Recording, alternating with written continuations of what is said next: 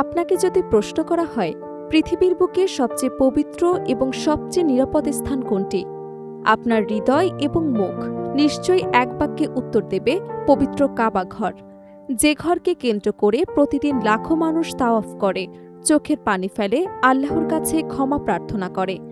কিন্তু আপনি কি জানেন, সহিহ হাদিসে এমন এক ভয়াবহ ভবিষ্যদ্বাণীর কথা এসেছে যখন এই পবিত্র কাবা ঘরকে ইটের পর ইট খুলে ধ্বংস করে দেয়া হবে।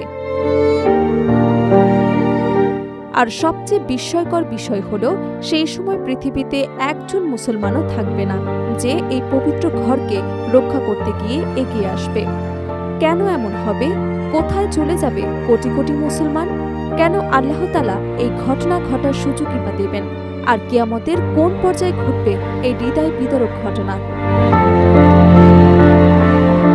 চলুন সহিহ হাদিসের আলোকে জানার চেষ্টা করি কিয়ামতের পূর্বে পবিত্র কাবা ঘর ধ্বংসের সেই মর্মস্পর্শী এবং শিক্ষণীয় ঘটনার বিস্তারিত।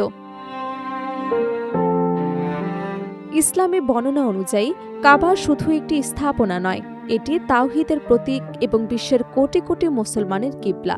হযরত ইব্রাহিম আলাইসাল্লাম এবং তার পুত্র হযরত ইসমাইল আলাইসাল্লামের হাতে নির্মিত এই ঘর যুগ যুগ ধরে আল্লাহর ইবাদতের কেন্দ্র হিসেবে প্রতিষ্ঠিত হয়েছে।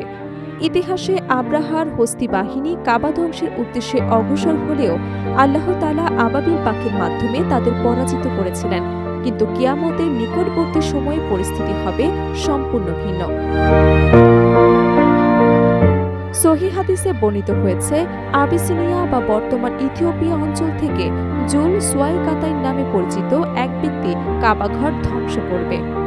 রাসূল সাল্লাল্লাহু আলাইহি ওয়াসাল্লাম তার শারীরিক বৈশিষ্ট্যেরও বর্ণনা দিয়েছেন এবং বলেছেন তিনি কাবার পাথর একে একে খুলে ফেলবেন। প্রশ্ন হলো, তখন কি পৃথিবীতে মুসলমান থাকবে না? হাদিস অনুযায়ী কাবা ধ্বংসের আগে পৃথিবীতে একাধিক বড় ঘটনা ঘটবে। দাজ্জালের ফিতনার অবসান হবে, হযরত ঈসা আলাইহিসসালাম পৃথিবীতে আগমন করবেন এবং ইয়াজুজ মাজুজের ফিতনারও সমাপ্তি ঘটবে। এরপর পৃথিবীতে এমন এক সময় আসবে যখন ন্যায় বিচার, শান্তি এবং প্রাচুর্যের যুগ প্রতিষ্ঠিত হবে। কিন্তু সময়ের সঙ্গে সঙ্গে মানুষ আবার আল্লাহর স্মরণ থেকে দূরে সরে যেতে শুরু করবে। এরপর আল্লাহ তাআলা এক বিশেষ সুগন্ধিযুক্ত কোমল বাতাস প্রেরণ করবেন বলে হাদিসে উল্লেখ রয়েছে। সেই বাতাস পৃথিবীর প্রতিটি প্রকৃত মুমিনের রুহু অত্যন্ত শান্তিপূর্ণভাবে কবজ করবে। ফলে পৃথিবীতে এমন একজনও অবশিষ্ট থাকবে না যার অন্তরে সরিষার দানা পরিমাণ ঈমান রয়েছে। কোরআনের জ্ঞানও মানুষের হৃদয় থেকে উঠিয়ে নেওয়া হবে বলে বিভিন্ন বর্ণনা এসেছে। এই অবস্থায় পৃথিবীতে থাকবে শুধু নিকৃষ্ট এবং অবাধ্য মানুষ। তাদের কাছে কাবার কোনো ধর্মীয় মর্যাদা থাকবে না। ঠিক তখনই জুল সুয়াইকাতাইন তার অনুসারীদের নিয়ে মক্কায় প্রবেশ করবে। হাদিস অনুযায়ী সে কাবার গিলাফ অপসারণ করবে এবং অলংকার লুট করবে। কাবার পাথর একে একে খুলে ফেলবে, কিন্তু কেউ তাকে বাধা দেওয়ার মতো মুমিন পৃথিবীতে থাকবে না। এই কারণে সেদিন আব্রাহার ঘটনার মতো অলৌকিকভাবে কাবা ঘর রক্ষা করা হবে না।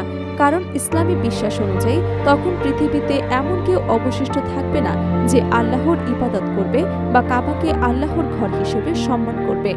কাবা ধ্বংসের পর পৃথিবী আরো দ্রুত কিয়ামতের চূড়ান্ত পর্যায়ের দিকে এগিয়ে যাবে। হাদিসে আরও এসেছে, এরপর আল্লাহ তাআলা হযরত ইসরাফিল আলাইহিসসালামকে সিংহায় ফু দেওয়ার নির্দেশ দেবেন। প্রথম ফুয়ের সঙ্গে সঙ্গে পাহাড় ভেঙে পড়বে, সমুদ্র উত্তাল হয়ে উঠবে, আকাশ বিদীর্ণ হবে এবং সমগ্র বিশ্ব ব্যবস্থার অবসান শুরু হবে। মানুষ তখন তাদের দৈনন্দিন কাজে ব্যস্ত থাকবে এবং মুহূর্তের মধ্যেই সবকিছু পাল্টে যাবে।